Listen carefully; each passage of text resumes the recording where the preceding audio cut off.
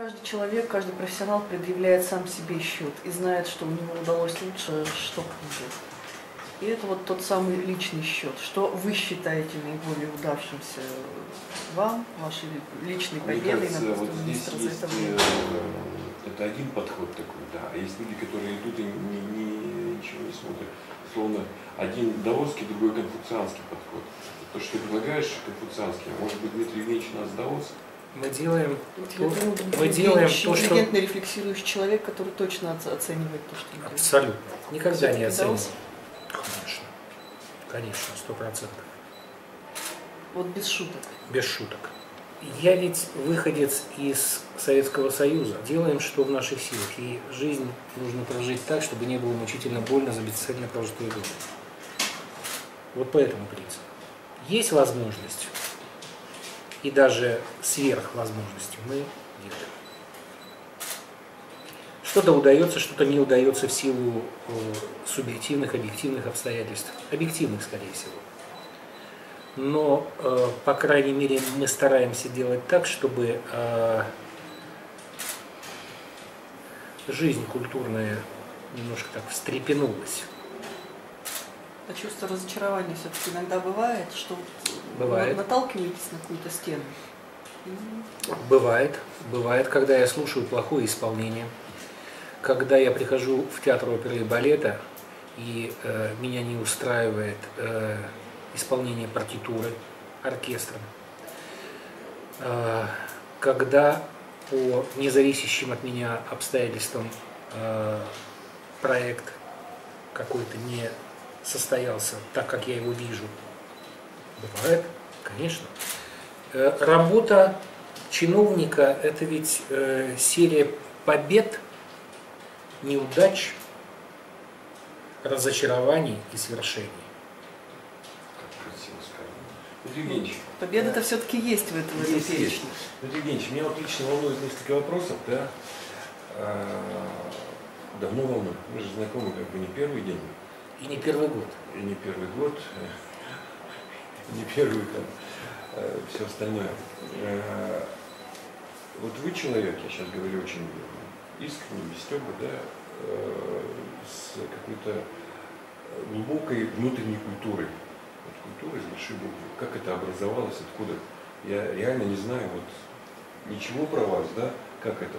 Знаешь, что вы когда-то там с Салуяновым в разбитом москвичи ездили, гастролировали, да, ну вот до этого как? Потому что в Ижевске очень мало людей с такой глубокой культурой внутри. Интеллигентностью даже, да? И?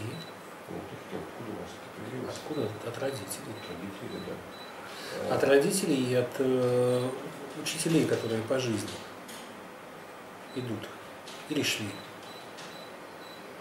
Некоторые уже ушли. Да. А они всегда рядом. Всегда рядом, да? Конечно. И когда говорят о том, что нет вот той жизни, ничего подобного. Ничего подобного. Это они сверху смотрят на нас, они помогают нам или предостерегают нас от чего-то. Это очень такой серьезный, философский, если хотите, религиозный, конфессиональный вопрос. Мы сегодня только что час назад на эту тему рассуждали. Ну, видите. Все говорят, что ну вот там для меня Эйнштейн умер. Да не умер он рядом со мной, он беседует со мной. У меня там А может быть Эйнштейн как дальнейшая такая реинкарнация превратился в Пелеймана. Вот эти учителя по жизни, это люди, с которыми были лично знакомы, или вы способны набирать даже у тех, с кем не разговариваете, не сидите за одним столом? Вы знаете, у меня есть одно качество, которое, наверное, свойственно многим людям, имеющим отношение к творчеству.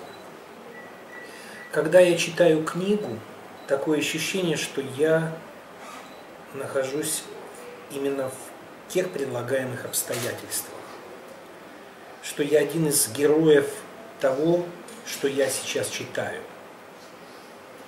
Когда я смотрю спектакль, я интуитивно становлюсь персонажем того сюжета, который происходит. Но я не там. Да, я как бы виртуально нахожусь, я погружаюсь в ту среду. Поэтому, отвечая на ваш вопрос, я бы сказал так. Нет, это не, иногда и не одушевленные люди, вот как бы материализованные, да? Это к разговору о формировании культуры личности. Вот если у человека есть такой подход, тогда и формируется личность. Но опять-таки это зависит, это не вопрос тренинга сиюминутного, либо пожизненного. Это генетика. Это состояние души, ежесекундное. В последнее время у чего смогли научиться? От чего забрать? От чего напитаться, вдохновиться? Или в принципе набор вот этой вот информации, этой внутренней культуры, он до какого-то возраста только происходит? А Нет, нет. Прямо? Это как такой вот... То есть эта чаша полна не бывает? Понимаете, как компьютерный жесткий диск, но без ограничений. Да? No limit, что называется. Да? Абсолютно вот по жизни набирается генетическая информация, которая потом, дай Бог, передастся по наследству. Евгеньевич, это, кстати, самое большое наследство и завещание. Самое большое. Дом сгорит, да. Все вот это вот бренность, понимаете, и тленность. Евгеньевич, опять же вопрос не для вас, а для себя. Конфликт внутри вас. Чиновник и творческий человек. Он неизбежен. Вот во мне это постоянно есть, да, потому что... Он неизбежен. Кто-то адаптируется к этой ситуации, кто-то такой, как закон Бойля-Мариотта, да, вот, кто-то переходит из состояния творческого в бюрократическую чиновничью, а кто-то умело этими пользуется. Вот тоже очень важный момент. Потому что момент увлечения идеей и, может быть, даже отчасти артистизма, это ведь тоже талант. А почему же нет-то? Почему же нет-то? И, кстати, многие чиновники и бюрократы, в лучшем смысле этого слова, ловко этим владеют. И из них получается лидер. И художнику наставление: не убей в себе чиновника. Может, чтобы реализовать, чиновник — это организация, да? Художник — это творчество. И чтобы не... Ну, я скажу вам, Эндрю Владимирович, я скажу такую вещь, что творческий человек не может стать выдающимся личностью, гением без самоорганизации. На моем жизненном пути огромное, поверьте мне, огромное количество людей, безумно талантливых и даже гениальных. И вот глагол плохой, попадались, встречались, мы с ними сталкивались и расходились. Но я видел, как они самоорганизованы. Это постоянный внутренний процесс работы внутри себя, над произведением, над мыслью, над философией, над отношением к жизни. Постоянный внутренний процесс. И у меня такое ощущение, что у некоторых из них даже тогда, когда они физиологически выключались, да, то есть сон наступал, этот процесс происходил на каком-то таком молекулярном уровне. Постоянно самоконтроль, настроение. Вот, давайте вернемся поближе к Удмуртии. Волков — творец? Без сомнения. Без сомнения. Один из самых талантливых, самоорганизованных, умных людей, которые сочетают в себе очень многие качества. А он способен к критике? Леонид Владимирович, ну на этот вопрос ведь есть ответ. Конечно. Нам нужно конкретно. Конечно. Можно убеждать. к объективу, без сомнения. Без сомнения. У Александра Александровича есть одно очень важное качество. Он умеет слышать и слушать. Умеет анализировать и принимать очень правильные, порой неординарные решения. Ну, когда он мне последний раз сказал, ты меня уже замучил со своей галереей, расскажи, что это такое. Это тоже как бы определенный момент. То, что он приходит к нам на выставки, я, говорит, ничего не понимаю, но мне нравится. Я думаю, что понимает. Я думаю, что понимает. Александр Александрович человек, с которым интересно. Вот тоже очень важный момент, с которым очень интересно. Кстати, прекрасный артистизм у него есть. Когда он ругается или шутит, это удовольствие. Надо показывать в прямом эфире. А снимать напряжение зала агрессивно настроенного, это ведь тоже большой талант. Это талант уже психолога, и Александр Александрович это блестяще делает. А у вас кто кому чаще служит? Все-таки чиновник творческому человеку потакает в его вкусах, да, внутри вас? Или приходится сдерживать творческие порывы ради того, чтобы все было по регламенту?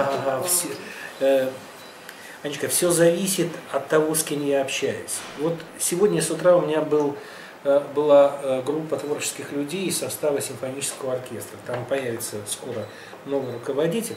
Вот. Они, не разобравшись в ситуации, как-то совершенно необоснованно, боясь этого, прибежали ко мне: пожар, горит. И мы в течение часа разговаривали о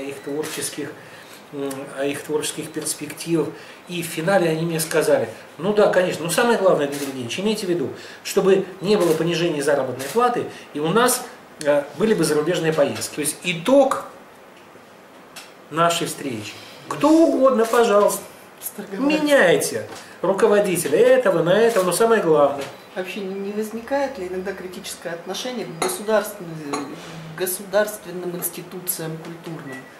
Потому что на фоне всех этих нынешних скандалов, когда репертуарный театр, например, совершенно разламывается, скандал с Галибиным, с Любимовым, с театром Маяковского, с чем угодно, с труппами балетными, когда становится очевидно, что в нынешней ситуации, видимо, антрепризные, в хорошем смысле антрепризные коммерческие проекты работают эффективнее, чем государственные, где есть назначенный человек, которого труппа может не хотеть, и из-за этого бунты все.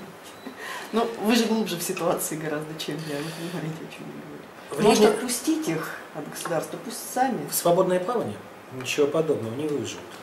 Ведь ни один частный театр не выживет. Антреприза, да. Но как только театр на себя надевает бремя, хомут имущества, они не выживают. Для антрепризного театра много не надо. Это как, понимаете, такая губка. Сначала впитала все идеи режиссера, небольшое количество, ну, собственно, вы схему-то знаете, небольшое количество актеров с расческой, зеркальцем и небольшим количеством реквизита поехало по городам весям. На именах ярких и звонких собрали определенное количество денег, затем продюсер отжимает эту ситуацию, и начинается новая история. Но это не является репертуарным театром. Антрепризный театр, он имеет право на жизнь, но большого эстетического значения такие спектакли не несут. Театр должен быть разным, он должен быть модерновым, он должен быть классическим, как Малый драматический театр или МХТ. Он может быть и молодежным, он разным должен быть. Понимаете, мы как жители планеты должны иметь право выбора.